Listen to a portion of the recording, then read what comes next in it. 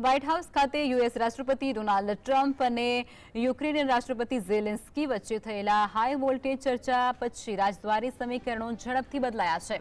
યુરોપે યુક્રેનના સમર્થનમાં એક થયું છે। ઝેલેન્સ્કી શનિવારે અમેરિકાથી સીધા લંડન પહોંચ્યા। મોડી સાંજે તેઓ બ્રિટિશ પીએમ કીર સ્ટારમરને મળ્યા, જેમાં સ્ટારમરે યુક્રેનના સમર્થનમાં રવિવારે યુરોપિયન નેતાઓની તાકીદની બેઠક બોલાવી। જર્મની, ફ્રાન્સ અને ઇટાલી સહિત 27 દેશોના નેતાઓ તેમાં ભાગ લેશે।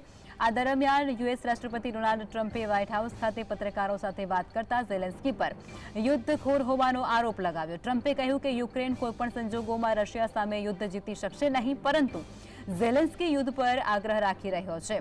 હું યુદ્ધનો અંત લાવવા માંગુ છું, શાંતિ સ્થાપિત કરવા માંગુ છું। ટ્રમ્પનો આરોપ એવો છે કે યુરોપિયન દેશો નાટોમાં પોતાનો ક્વોટા ખર્ચ કરતા નથી। અમેરિકાના નાટો છોડવાની શક્યતા અંગે નાટોના વડા માર્ક રૂટેએ મોડી રાત્રે કહ્યું છે કે ઝેલેન્સ્કીએ ટ્રમ્પ સાથેના સંબંધો સુધારવા જોઈએ।